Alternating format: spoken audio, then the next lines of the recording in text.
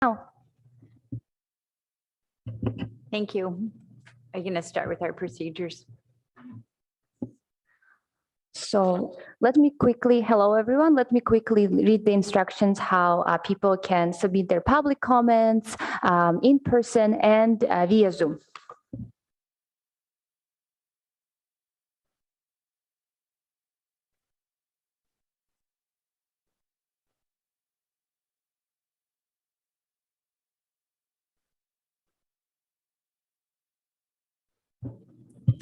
During the meeting, members of the public may provide live public comment by submitting a speaker card prior to the start of public comment on that item. Speakers may address items that are not on the agenda during the oral communications portion of the meeting. If a public comment speaker wishes to speak on more than one agenda item, please indicate so on the speaker's card. Spoken comments via a computer will be accepted through Zoom. To address the board, go to zoom.us/join. Meeting ID is 968-0019-7512. To offer comments using a regular phone, call 669-900-6833 and enter meeting ID 968-0019-7512. When you wish to speak on the agenda item, hit star 9 on your phone so we know that you wish to speak. Now we can do the roll call. Thank you. Chair Willis. Present. Vice Chair Pease.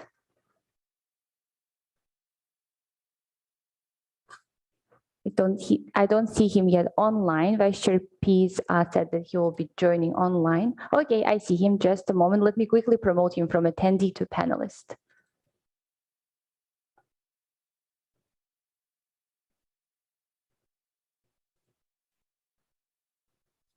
Here.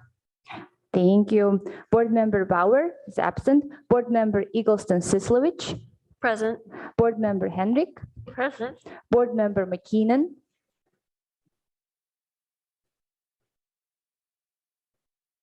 I see Board Member McKeenan here with us in Zoom. Present. Perfect, thank you. Board Member Weimer. Here. We have a quorum. Thank you. Next, we have an adoption of a resolution authorizing use of teleconferencing for Historic Resources Board during COVID-19 state of emergency. I think we're all familiar with it by now. So do we have a voice vote to approve the amendment? Yes, we would need to do a motion, and that motion should be seconded, and then I would Okay. need to conduct the vote. A motion. Do we have a motion to adopt the resolution for teleconferencing? I move. Seconded. Go for it. Thank you, Christian, and go. And all in, Vote. Mhm. all in Chair favor? Willis. Oh, voice vote, huh? Yeah. Present. Uh, Yes, thank you. Thank Sorry. you. Vice Chair Pease. Yes. Board Member Eggleston-Sislowich. Yes. Board Member Hendrick. Yes. Board Member McKeenan. Yes. Board Member Weimer. Yes. Motion carries 6-0. Thank you. Do we have any members of the public who want to speak to us today on items that aren't on the agenda?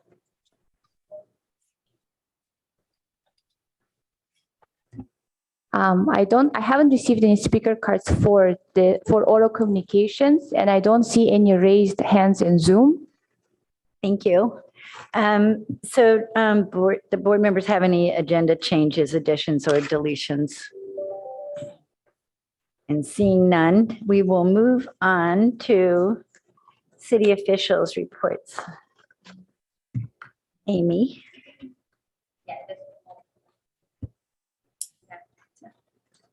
I don't see it. Okay. That's weird. What about the Outlook? I also sent you Outlook. Okay. Yeah, my computer is not opening this morning. I can also share city official report. Would that be helpful? And then you will do talking. I just need to be able to do my Right, PowerPoint, right, so I need yeah. the link to the panelist link. Okay. It should be here. I don't know why it's not.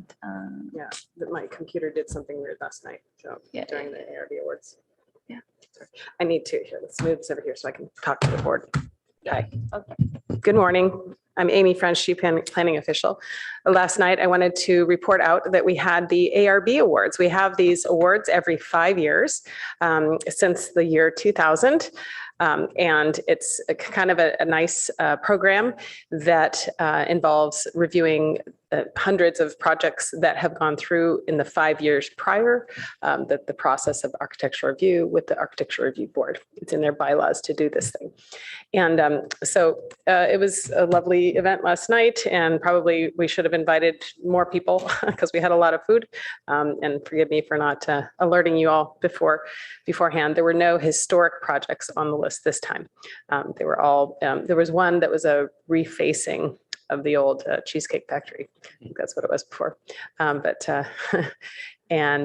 I will send you an email so you can see which projects won the awards. We had 7 this time around. It was a large group that the board chose from, and it took about 6-7 months to get through that process of winnowing down and looking at the sites.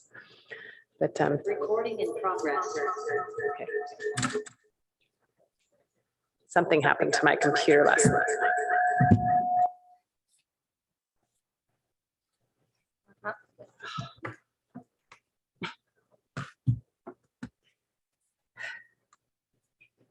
Okay, join as a panelist.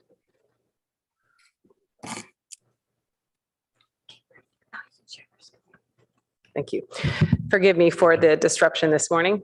It's not the usual for me. Had some difficulty. And I was in communication as I was driving with the applicant who said that there was a glitch with the presentation. Are we still in glitch mode? We're still in glitch mode. Okay. I emailed it to everybody. I wasn't able to open it. Okay.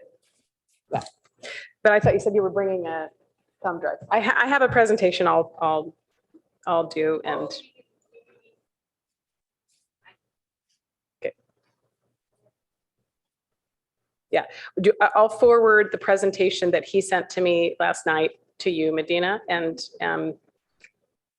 if you're able to open it, I didn't have permissions to open it. My computer is glitching, so give me a second. So this, I'm not going to try to multitask, but has somebody read what our first item is? There's a description on the agenda that would help while I'm multitasking.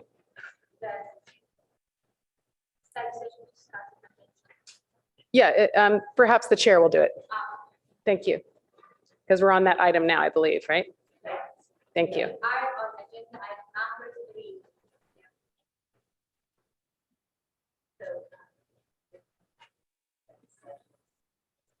Let's go microphone. Study session to discuss the potential historic district of homes designed and constructed by Pedro de Lemus at 1550 and 1570 Cowper Street. And Amy, you're going to start us off? I have a PowerPoint to present. Let me share my screen. Thank you.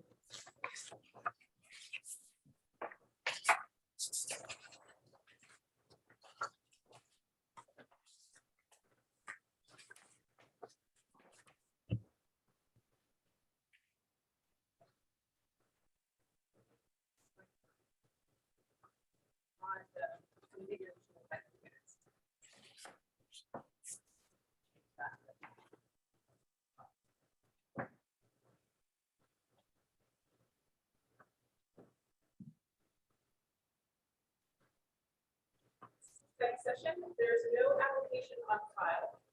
We put this together because we know that the HRB is interested in hearing early from potential applicants for potential projects. So we have not received an application or anything else. This is just a study session to take the temperature and have a discussion. Oh, my mic is not on. I'm so sorry. Okay, I'm going to start with this then. Just on the screen, you'll see the meeting schedule coming up.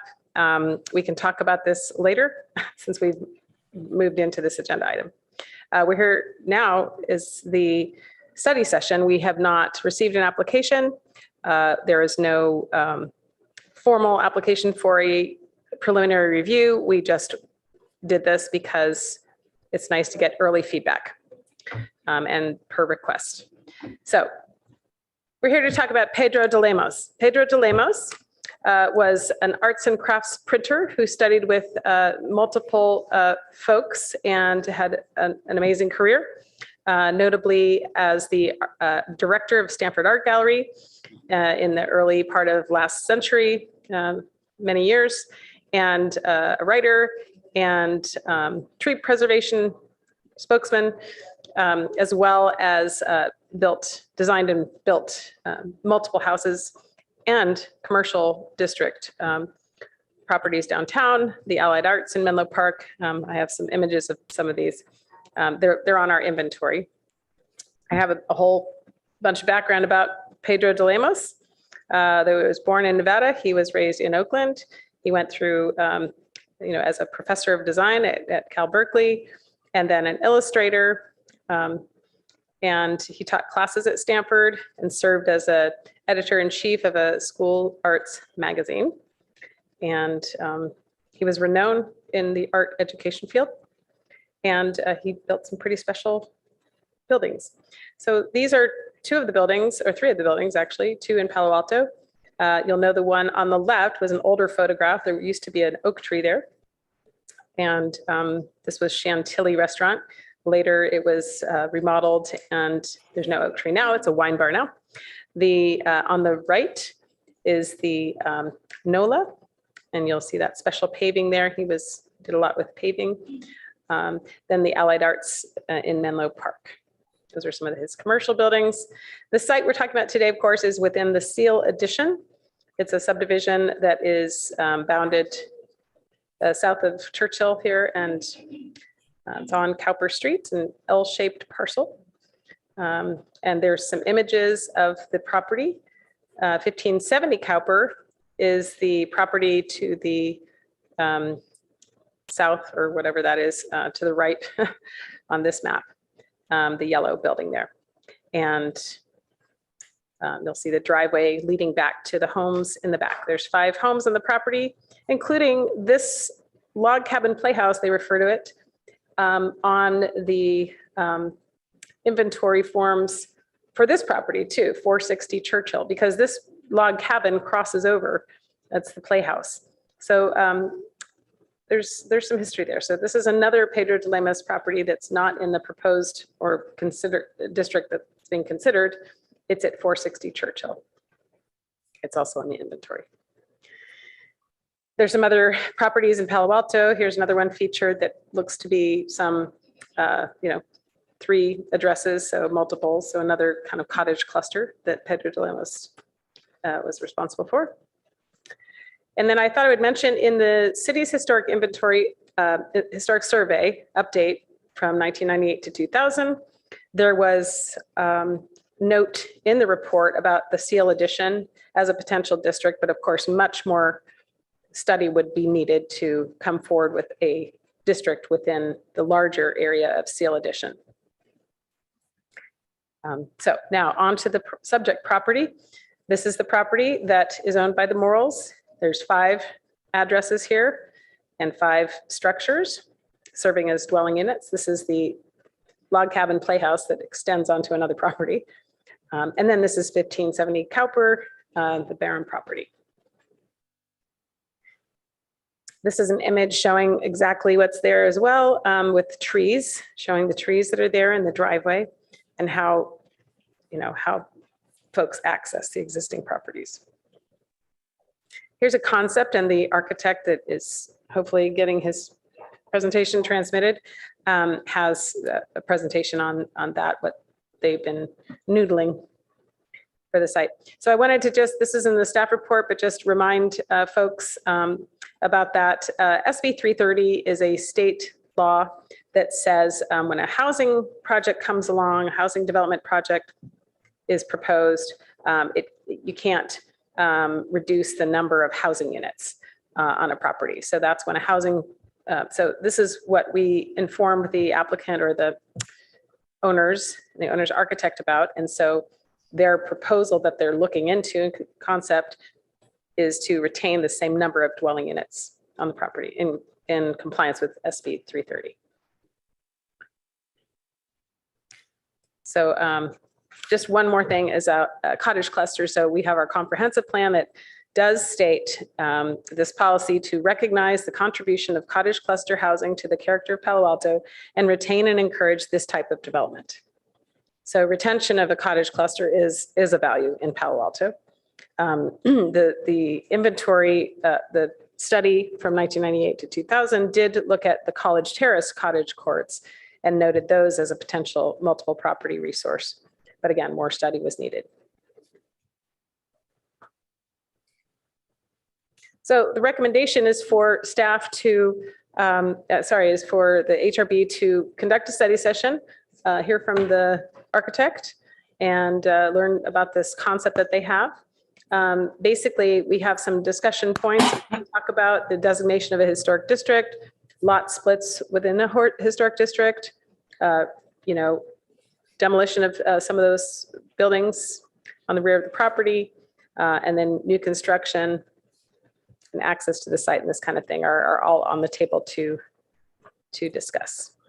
So I'm going to stop sharing now and let the architect present.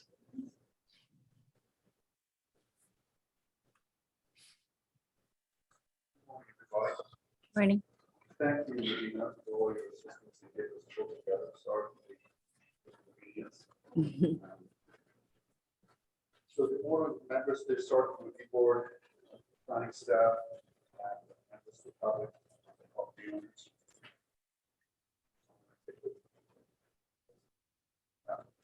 I'd like to thank you all for your time in reviewing this project.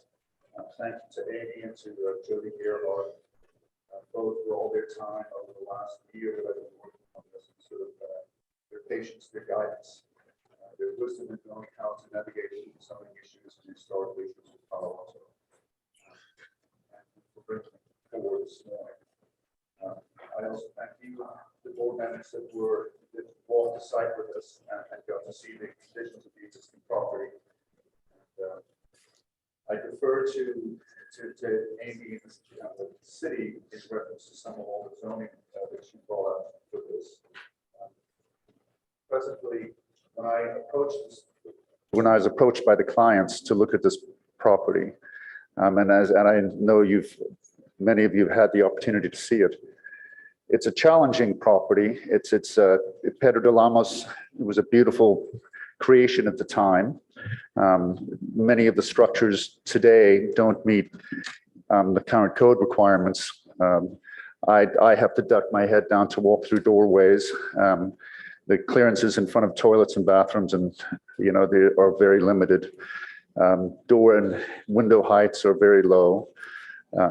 I've worked on quite a few historical buildings, and when you start to open them up, you'll find that after 90 years, lots of the framing members are dry rotted. The roof and some of the buildings sag quite a bit, so they do need a lot of rehabilitation and care. And sort of beyond that, they are almost difficult to live in.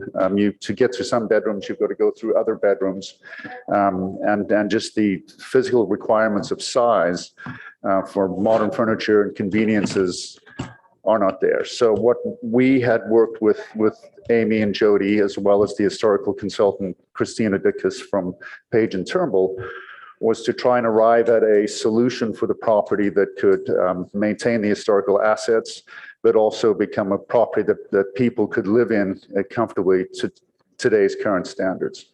And if you could flash ahead to the next, so this was a rendering presentation. That's the next one. Thank you, Medina. That's the current site, and the access to that entire complex of homes actually goes through the front yard of the 1570 property. And from a standpoint of fire safety, setbacks, clearances between structures, fire access for fire emergency vehicles, there is, it's a life safety concern, the present conditions of some of those buildings. So what we worked to do was to, if you can go to the next, that screen just is a cleaner presentation of the existing site, but perhaps the next one. And one more. Yes, that one there, thank you. So in this proposal, we had kept the front 1550 building, the one in the very front, and actually converted two of the interior bedrooms on the downstairs floor into a junior accessory dwelling unit, and then added out the rear of the building for a nice sized kitchen and family room. And on top of that, a new master suite. Then directly behind that would be a new accessory dwelling unit of 800 square feet, which removes the nonconformity of the existing, the cabin, the Redwood Cabin Playhouse that spans the property, removing that structure and replacing it with an accessory dwelling unit. Then and I'll back up for a sec, there was also, and this is part of this process, was subdividing the parcel into two parcels so that there could be one owner having both parcels, or they could sell it as two separate parcels. And as such, each property would have 3 dwelling units. And so the front one, the 1550, has the JADU and then the new accessory dwelling unit. And then the other parcel would have a brand new home, 2-story home, as well as a junior accessory dwelling unit attached to the rear of that. And then the existing structure at 1566, the Cute, it was sort of an artist studio, would be maintained as an accessory dwelling unit. And if we can quickly flash forward a little bit now to so that would be the front structure, and what we were proposing there was an addition out the rear from the historical consultants' reports. They wanted any additions to these buildings to be placed at the rear of the buildings to maintain the front 3 elevations predominantly, and then be in character with the existing architecture of the current home. If you could flash one more, thank you. That's just conceptually the inside of that space. And one more, please. These you've all had in your packets, and you've seen them, but basically it was a presentation to try and remedy the lacking points of the structures, the fire safety issues, and maintain the dwelling units for the property. So if there's any questions, I'd be happy to answer them.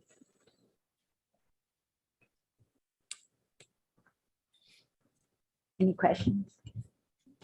Okay. Also, this is Amy French. Did you note that Christina is available in the Zoom? I see that she's in the Zoom meeting as well. So if there are questions of your consultant, yes, that's an available resource. I take it you've all had the opportunity to read the historical report from Page and Turnbull? Okay. And I'll also note that we have consultant Isabel Castellano that we have too at the ready. So good.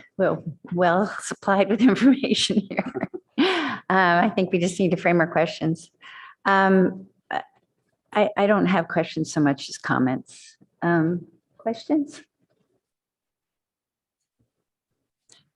So I think we could just move into comments. Okay. Is anybody else? Alicia? Actually, I have one kind of quick question about the designations of the structures. If a district is created, do any of the dwellings also retain like their category 2 designation, or does the district supplant the individual designations of any of the structures? That seems like a good question for Christina. I see that she has joined us on Zoom. Christina? Thanks, Amy. Excuse me. I think the idea would be to supplant the category 2 designation. I have a few thoughts about the reason that we recommended changing these properties to a historic district.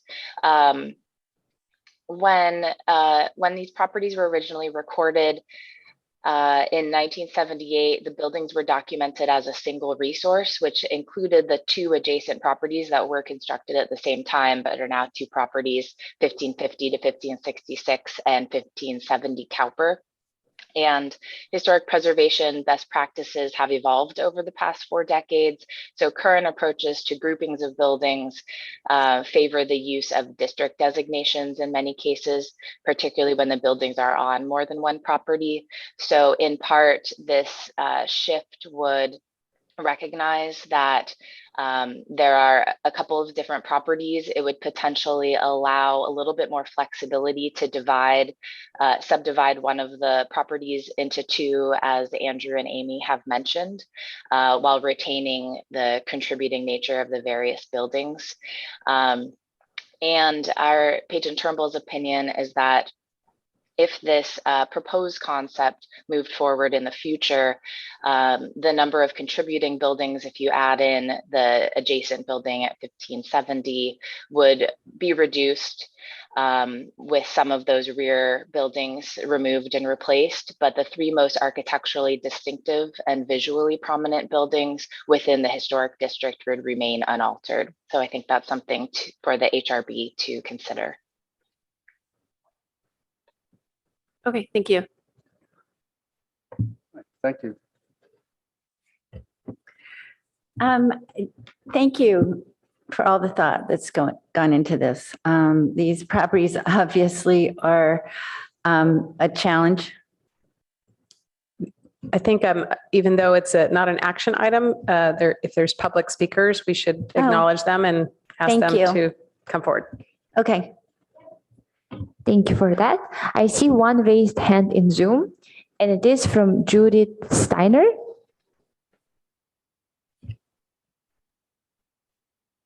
Judith, if you could unmute yourself, and I'll share a 3-minute timer with you. Okay, I'm Judith Steiner. I live directly across the street from where the project is since 1979. And one of the things that is striking to me about the way it is now is that it looks like it's old. And we have so little that's old in Palo Alto. And I chose to live in Palo Alto because, unlike other towns around here, the housing is diverse. There are different styles and different ages of housing. It's becoming less and less so, I believe. The other thing I would like to say is that as long as I've lived here, those cottages have been rented. People have lived happily in them. Some people have lived there for years. And I think it would be, new buildings are going to be having higher rents. So I think not only losing historic buildings, but losing affordable housing would be a result of this. Thank you. Thank you. Do we have any other public comments? We do not. That concludes public comments for the study session item. I'll note as well, Isabel Castellano has come on as a panelist now. She's our consultant for this project. I mean, I'd like to have a pretty healthy discussion here, and not so much in terms of question. I mean, there will be questions, but I think probably the board, we all have opinions about this project, and certainly, you know, some affinity for it. So I'd like to see if we can get a good discussion going. And to that end, I would like to start by saying I really do appreciate the effort that went into this presentation, but I would love to see other alternatives. I think that well, for starters, it reminded me of something I've wanted for a very long time. I have this image of growing old in Palo Alto and living in a community of friends with some shared community facilities. And this looks like a lovely spot for that. Not that I am going to jump in here, but I think there's alternatives. I think teacher housing, housing for Stanford graduate students. I know there's a huge price tag on this project, but I agree that the diversity of housing here is lovely. And I think for me, the subdivision is potentially an issue because it potentially brings in different personalities into the landscape, which is a common landscape at this moment. And the fact that there is the potential for building what would be the dominant structure on the property, the new house in the rear, sort of overwhelming and becoming the main theme of the property. It's going to depend on who takes this on as a project, but from looking for that person in the community, I would like to not see it presented so much one way as, a multiple of possibilities. Anybody else on the board want to weigh in?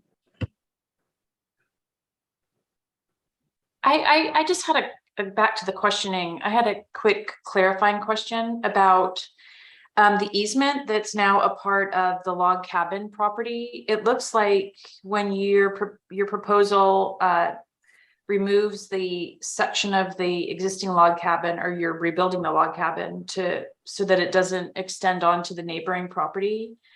What happens to that easement section when you rebuild and don't have the structure go across the property? I was just curious about that.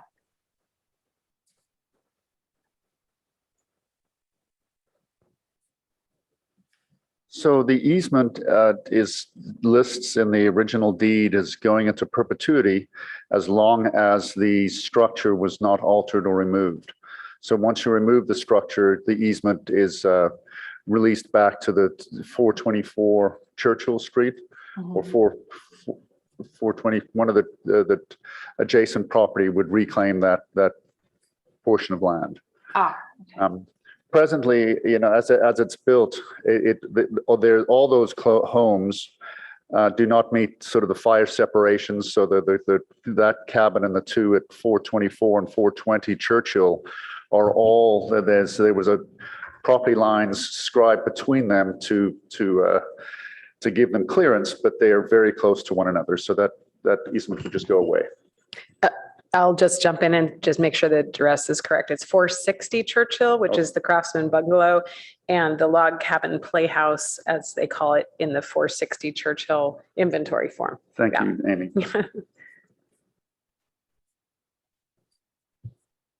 Well, I'm disappointed in Board Member Bauer isn't here, because I look at this and it's screaming Mills Act at me. There are things that could appear that could really benefit the city. We could maintain a lot of additional housing on this site. And I know those junior ADUs look great, but I know from experience, they don't always get used the way they're intended to. And I think that if there's any way to maintain this property so that it does keep that number of units would be great. And I think a Mills Act would go a long way towards saying we as a city value the history of this property, the use of this property, the setting of this property. And I would like to see us move forward with this. And in conjunction with that, I wonder if we would also want to include some of the bungalow courts in College Terrace, which I think will be at risk if we don't do anything to protect them. And it seems like the Mills Act would give us a carrot, hallelujah, for maintaining and preserving these buildings. I also would like, if this does, if we pursue the historic district, I would like to at least have conversations with the two Pedro de Lemas, the owners of the two Pedro de Lemas buildings on Churchill, because I think it would strengthen the district and give us a tie in almost to Gamba Gardens. I think that there's some opportunity to really, make it a focal point of the neighborhood. So I think there's a lot of possibility here. I would like to see the board be proactive on this. Anybody else? Oh, Chair Weblis, if I may, I know now that these are the owners in the front row here. And so they would like to. Oh, I'm sorry. Okay. Okay, representative of the owner is here to make some comments. I guess that was not during the earlier period, but it's okay now for your Hi, discussion. I'm representing the owners of 1550 Cowper Street, and I just wanted to say that, it's been a long journey, and we've tried to respect the historic nature of these buildings, and this property is currently for sale, and we wanted to present the possibilities that come along with purchasing a historic, beautiful property like this. What can you do? A lot of times the idea from a buyer's perspective is that there's nothing I can do to this, and there's no way I can live in this, and why would I buy it? And so we are trying, very diligently to come up with ideas. And so this is one idea. I just wanted to make sure that I think there's a world of possibilities here, and but they include within the restrictions, of course, of respecting the Secretary of Interior standards and the page and term, the specific category and the historic nature of the properties. I think within those restrictions, we're trying to open up the possibilities for a potential new owner. And so that's why we did this. That's kind of like just wanted to say that. Thank you. And we're very grateful. I think that it is a property that it's going to require a lot of effort if it's going to survive. So we appreciate your efforts. And I realize it's only one option. I guess I would like to see less developed, more sketch, and not so it comes across as though there's only one way to do it, I guess is my thought. Your concept was so well developed that I think it looked like, the way to go, but I would just caution that it's not the only way to go. So that was my only thought. Whenever we present it to a potential buyer, of course, we give them the gamut of possibilities, but this was just, one idea. So, but I do make sure people know that, but I understand where you're coming from. So thanks. Can I ask a quick question? What is the layer of protection because this house is currently for sale? What, if any, is the layer of protection of a potential owner just buying the property for the land value and going in a completely different direction, as a lot of new buyers do? What if any protective measures are applied to this property? Because I'll answer that. Because the property is listed on the city's local historic inventory, there is the existing historic preservation ordinance, Palo Alto Municipal Code 1649. And so, if demolition were proposed, we don't issue demolition permits separate from, the replacement home. But if somebody did come forward with a proposal for demolition and a replacement home, that would be subject to environmental review, CEQA, and an environmental impact report and this kind of thing. And the council would have opportunity to weigh in on the demo. I think there's a demo delay procedure as well of a year, something like that, where this is considered.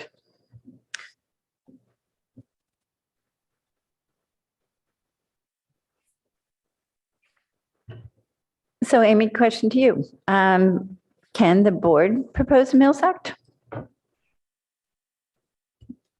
Since we have no program, it would have to be I mean, laid out as I I mean, it's it never also happened.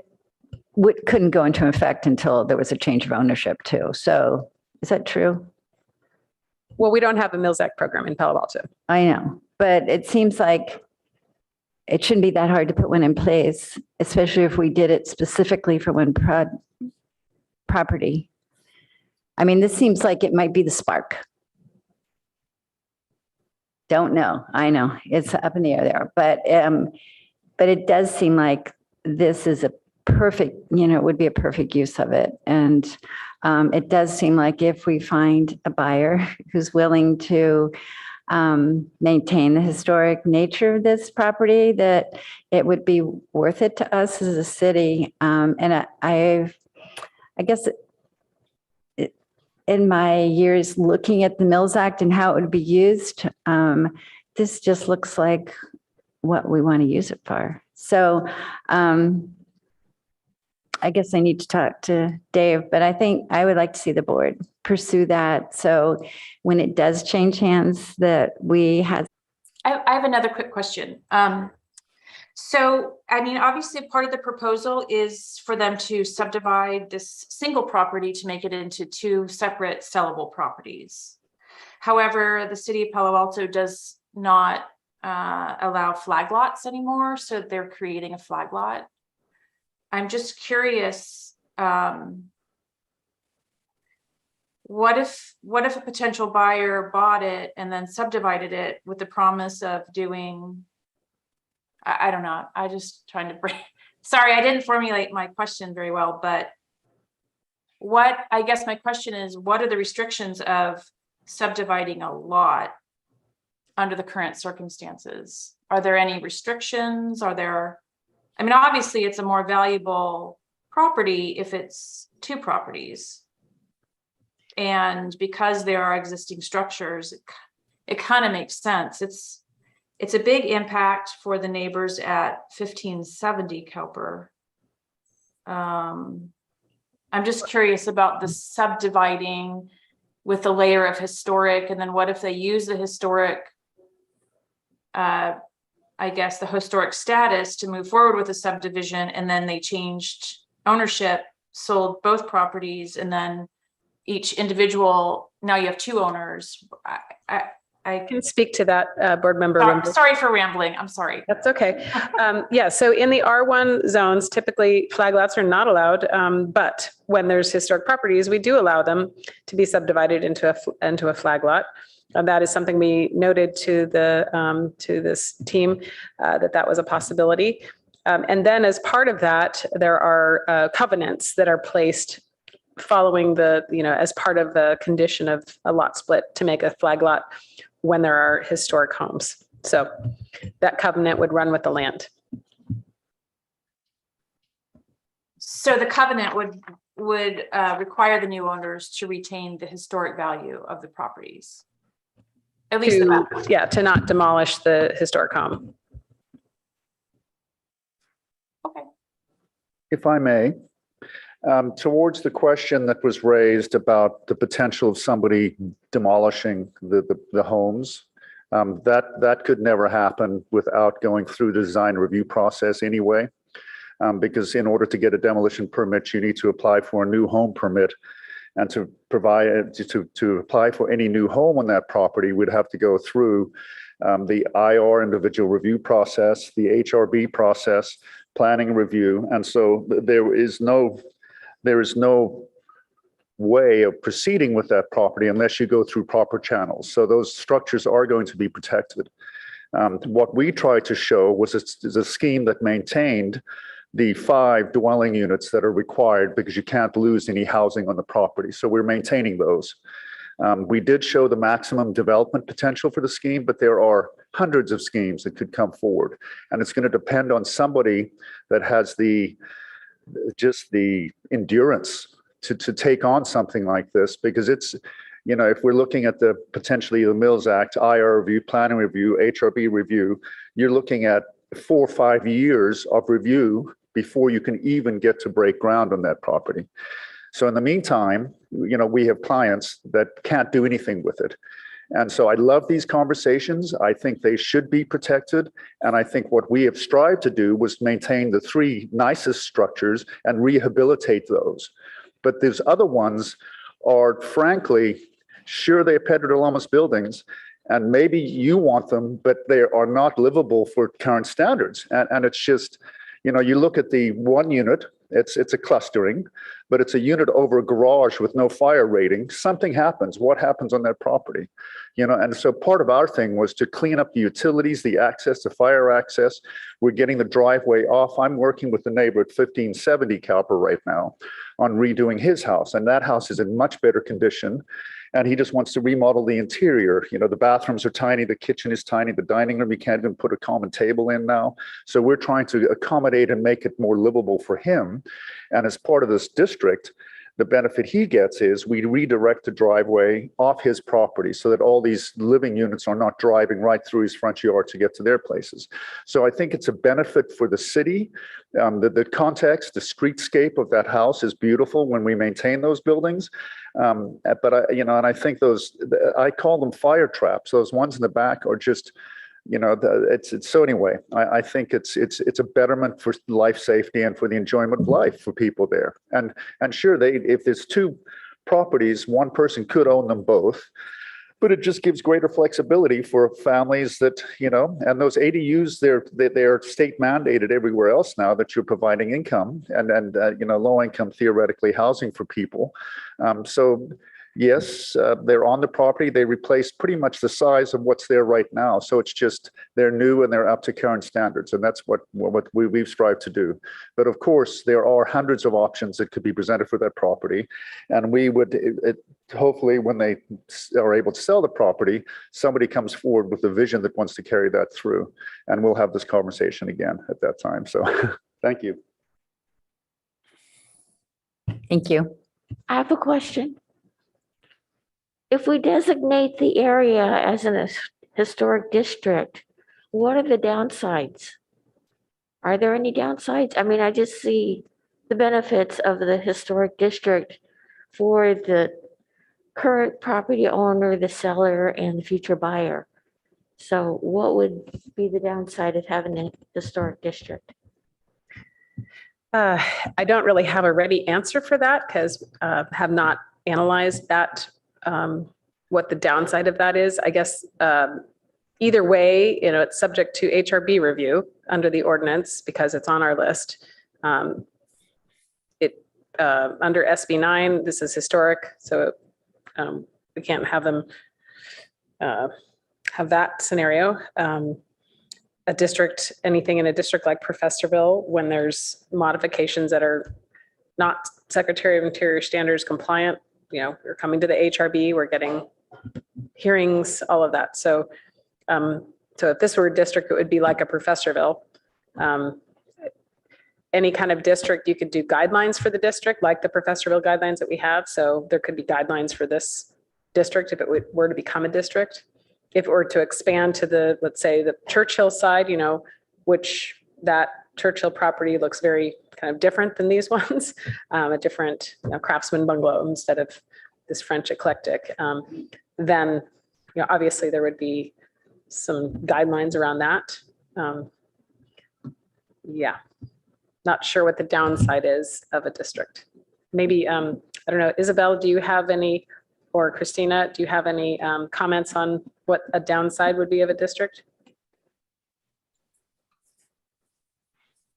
Good morning, Amy and the HRB board. Just wanted to add into the question for downside and the positive side for a historic district. As Amy mentioned, there's very little to downside. And again, we're trying to promote a sustainable method of maintaining historic homes and character and identity, whether it's visible to the right of way, to the public street view, and having a safe site to work with. So I also want to provide the positive side of designating a historic district, which provides those opportunities for preservation incentives, as Chair Willis mentioned earlier for the Mills Act. I wanted to mention to the board as well, once a property is designated historic, then it has the opportunity for preservation incentives after the designation. In particular to the Mills Act, a project would be taken along with the application, and the tax incentives would be applied to that project. So I just wanted to mention that the Mills Act would be applied towards a project for a historic resource.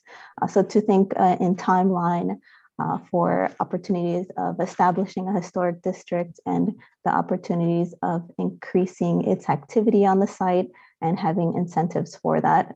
I think overall there's a positive notion for a project like this, and working consistently with the architect and the property owner and the neighborhood. Thank you.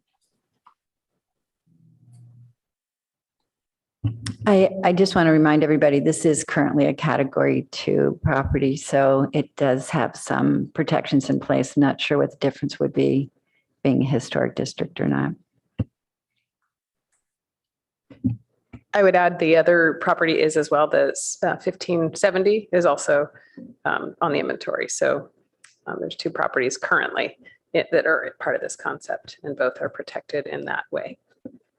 I think the general idea is just the concept that right now the two adjacent properties are included in one inventory listing, which is unusual. We don't really do it that way anymore. And so it makes more sense kind of on a conceptual level to convert it into a historic district that includes the two properties that could turn into three properties if this one is subdivided in the future. So it might be easier to work with as a historic district in the future. I have a question, please. I'm just wondering whether any of the experts here believe there's any potential for this project, as described today, at least, to set a precedent in Palo Alto going forward for similar situations. I think one of the things about this property is that it's very unique and unusual, which is why it's been a challenge for the property owners to figure out what could potentially be changed about it in the future. So I don't know that it would present a one-to-one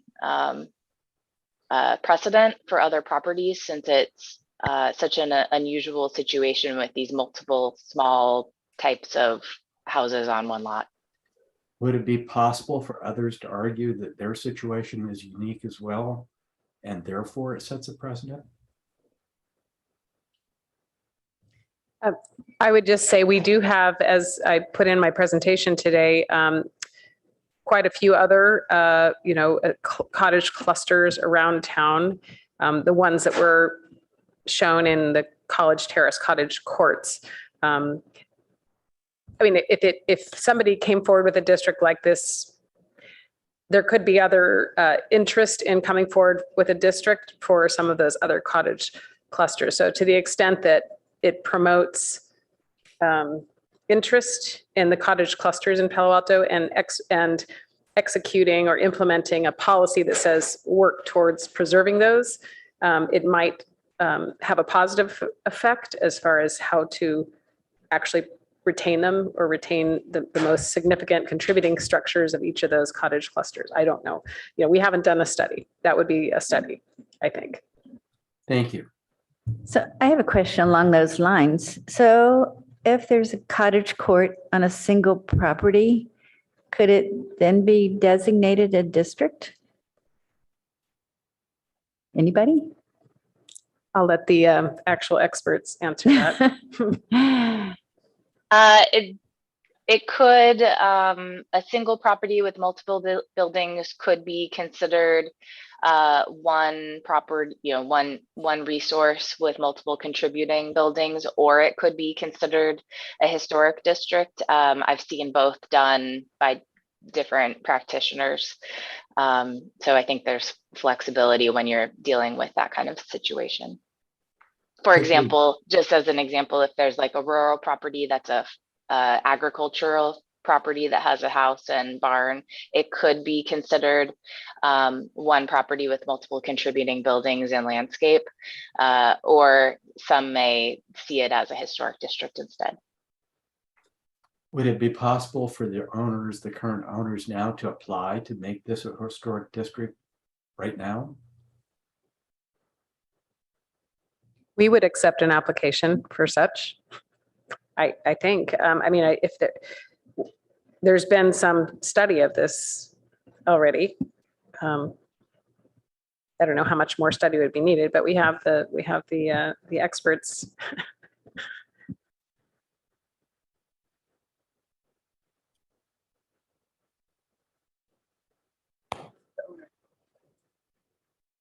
Hi, I'm Paul Morell, and I and my siblings are the owners of the property. And this may be information that you already have, but I just wanted to mention it just in case. It'll take about 1 minute. The property's been in our family for 48 years, and our mother, who purchased it in 74, passed away at the beginning of the pandemic. And so we've been looking at going to the next step of selling it. And the reason that we are where we are today, having engaged Andrew, the architect, and Page and Turnbull, is because it's been a challenging property to sell. It brings up just resources, has been to get answers to those questions. And that, of course, involves the city of Palo Alto as well. So just wanted to fill that in. Thank you. Well, we definitely want you to find the perfect buyer. So anything we can do to help. And we appreciate you bringing this to us. And also, I just want to say, we, all of us, as a kid when we moved there, we all have tremendously enjoyed living there, value what Pedro de Lemos brought to Palo Alto and the property. We want to preserve that, just trying to figure out the best way forward for us. Thank you.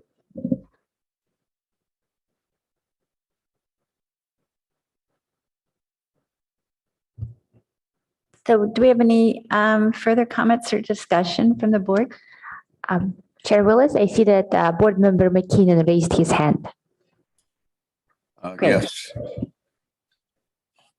This is Mike McKinnon. I just was reading the report here, and it does cite further potential removal of buildings, additions, or new construction could alter the historic materials and the settings of these buildings. That was a concern that I would have, is that we do change the settings to some high degree with the project as proposed.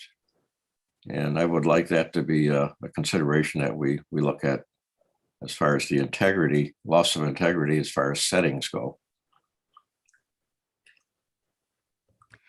I think that's a great point. And, you know, I think we're going to have some flexibility with this project. But I do think that as the project currently stands, the setting really is a significant impact of the historical nature of it.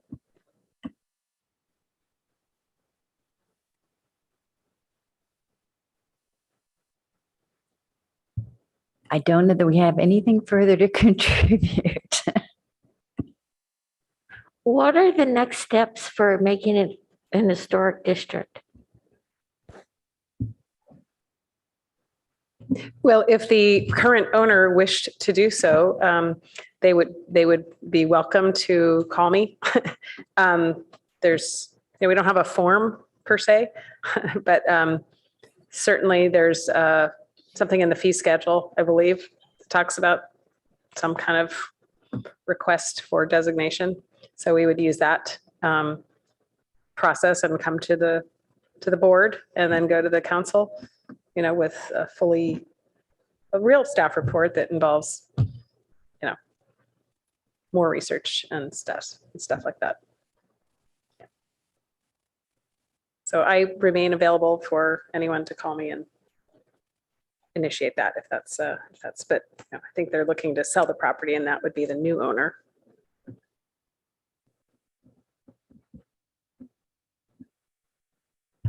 Well, thank you for bringing this to us. It was really a joy to tour the property. It's got a lot of charm along with its many problems. I hope that you're able to find the person who will revitalize it, because I think it's a great community resource. And I will certainly talk to everybody I can think of. But thank you. I also wanted to say thank you to the applicant. I know you put a lot of time and effort into this presentation, which I know sometimes you bring things to the board, and I hope that your experience here wasn't discouraging. I just think that your application and your project is complicated, and we don't have really a precedent to think back, your project is just like this other one that we did 2 years ago, and this was the outcome. I mean, we just don't have that data to offer you, but I hope that you can continue to approach us as a resource, and we're here to support you. And I hope that you feel like we supported your project today. However, we don't have any definitive answers. It's just an unusual application. So I want you to walk away with a positive feeling, like we're here to help, but it's just a challenging project. Well, are we, I don't know quite how to say this, but if we're going to respond to this or talk about this, I think we have a responsibility to try to be as efficient about that as possible, given the effort that's been put in, the questions we've raised.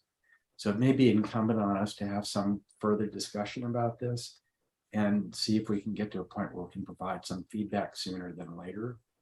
Does that seem reasonable? I think without having a specific proposal that's going forward, I don't know what you have in mind, Christian. I think the door is still really wide open for what could happen with this property. We can certainly encourage the owners to be a historic district if that's what you're thinking. I would like to see us work with the city and try and put the real possibility for a Mills Act in place. If you want to keep working on this, I think that would be great.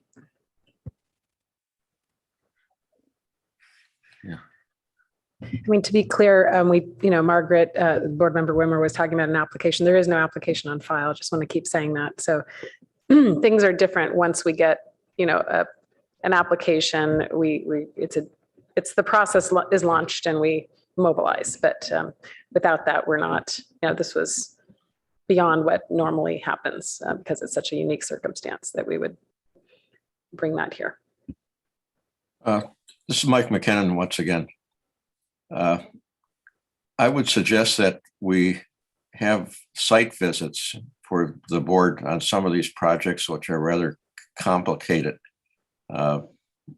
with some of the attributes of this property. It's very difficult to kind of look at this from a paper standpoint and to get a good feeling for what's going on. So I would encourage the planning department to arrange for site visits for the HRB members when we have reviews like this. We were very lucky. Gogo and Alicia and I all got to tour the property. I thought that everybody was aware that that was an option, and I apologize, Mike, that wasn't clear to you. It's a really interesting property. And I suspect the real estate agent would give you a tour if you wanted it. And she says yes. So if you would like to tour it, that could be arranged. And I think you're right. It definitely helps to see it. It's not, it doesn't come across in its full force on paper, but it's definitely a labyrinth and an interesting one. Thank you. And so noted, I make a note to make sure that we, for a project and something like this, if it happens again, we will make sure that all the board members are aware that there's an opportunity for touring. We just can't have everyone toured together because that's a Brown Act meeting. Thank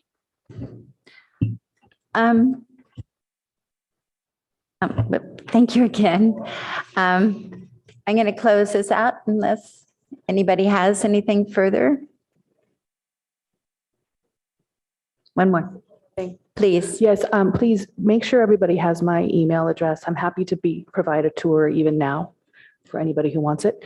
I guess my final summary would be after all of the effort we've put in, and if you have further discussions and can somehow provide some sort of maybe a memorandum of opinion. We're not asking for any kind of approvals, obviously, for anything, but if there is some opinion that after you discuss and the HRB is aware of this project and this property, and going forward, that you're open to working with potential owners, new owners, on preserving this significant resource, would be very helpful for us, so that at least a new owner would understand that we've had these discussions and encapsulate sort of the general feeling. That's my suggestion, my ask, but let me know if you can provide that. Thank you. And I'll just say, we'll certainly make the minutes of this meeting available. That will be, something in writing. It usually takes 2 or 3 weeks for that to happen. And we bring them back to this board for approval of the minutes.